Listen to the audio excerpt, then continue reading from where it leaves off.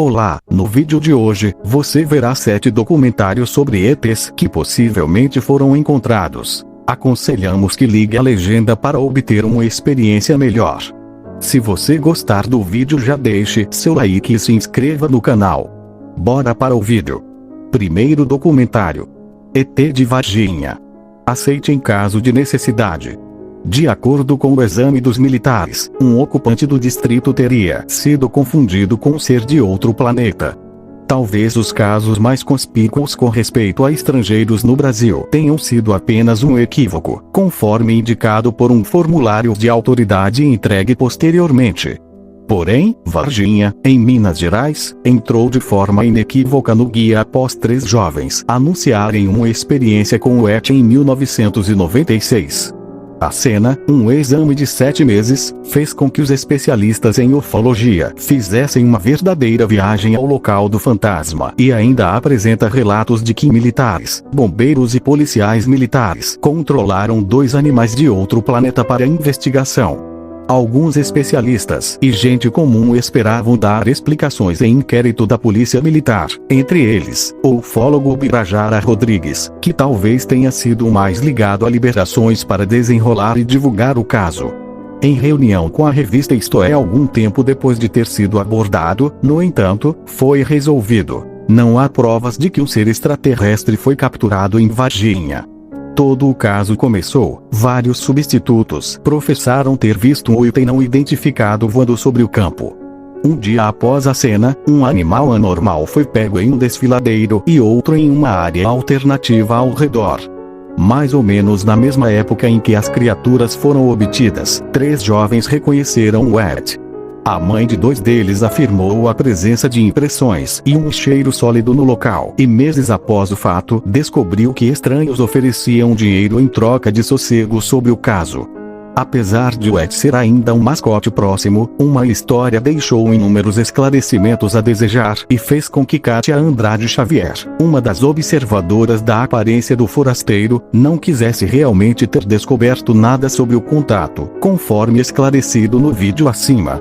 Segundo documentário, Luzes em Colares. A cidade de Colares, no Pará, foi o foco de uma cena de um universo diferente em 1977.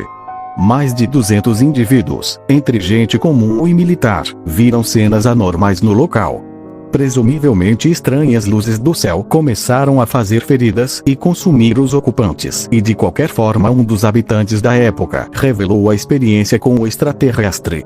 O frenesi foi tão incrível que a cidade precisou recorrer à aviação para pedir ajuda na exploração do caso. Especialistas ajudaram nos exames, fazendo homenagens sobre o consumo dos pacientes, assim como algumas fotos mostrando as luzes da cidade.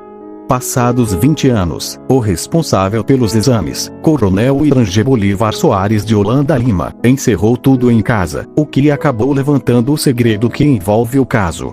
Terceiro documentário, Voo 169. Em 1982, os ETs optaram por dar um show privado quando permaneceram perto de um Boeing 727 durante um voo.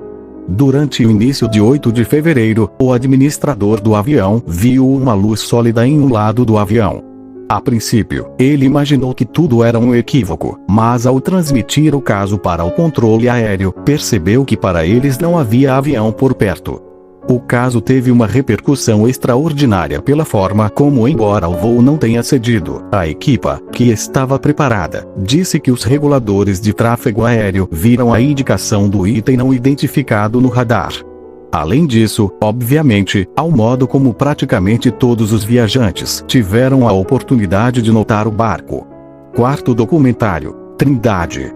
Na Ilha da Trindade, litoral do Espírito Santo, em 1958, o fotógrafo Almiro Baraúna partia em missão exploratória. Tudo ia dando certo até que o grupo se revigorou e o cacique pediu a Almiro que gravasse as fotos tanto do item quanto da circunstância em que se encontravam, quando uma matéria voou sobre o barco em que estavam.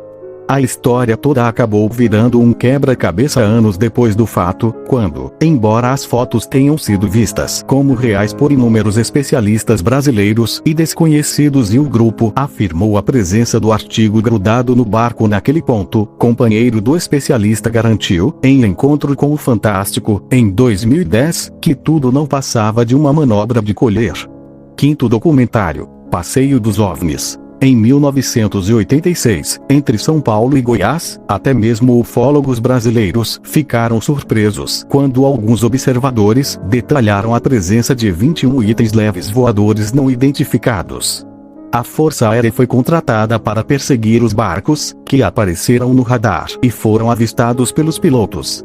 O caso raramente foi devidamente esclarecido e é considerado por especialistas como uma das cenas que incluem as criaturas extraterrestres mais sólidas do Brasil. Sexto documentário, Abduzido. A narrativa de Antônio Vilas Boas ganhou fama em todo o Brasil, quando, em 1957, revelou ver pela janela de sua casa uma luz sólida do campo em que trabalhava. Dias depois do fato, a cena foi refeita e ele teria atropelado a luz. Na manhã seguinte, ele foi levado por ETS para um barco, onde passou por avaliações reais e teve relações sexuais com um animal de outro planeta. Apesar de ser o único observador de seu próprio conjunto de experiências, Antônio viu seu caso adquirir validade por ter passado por encontros fascinantes, nos quais descobriu como dar mais insights sobre a experiência. Mais cedo ou mais tarde, passou a apresentar manchas escuras no corpo, que, segundo especialistas, eram consequência da radiação. Sétimo documentário, Bilu, o ET brasileiro. O extraterrestre mais fofo do Brasil apareceu em 2010 e explorou os 15 minutos de popularidade como ninguém, participando de todos os programas de TV imagináveis. Ele apareceu no Mato Grosso do Sul com 1,40 metros de estatura e uma familiaridade com a língua portuguesa de deixar até o professor Pascoal pasmo. Assim como ser de outro planeta, todo o projeto Portal, criado por Urandir Fernandes, que divulga esse tipo de coisa, tornou-se uma grande conquista. No entanto, em pouco tempo, contos expressavam que Bilu seria apenas o próprio Urandir em camuflagem. Bom, esse foi o vídeo de hoje. Se você gostou, já deixe seu like e se inscreva no canal.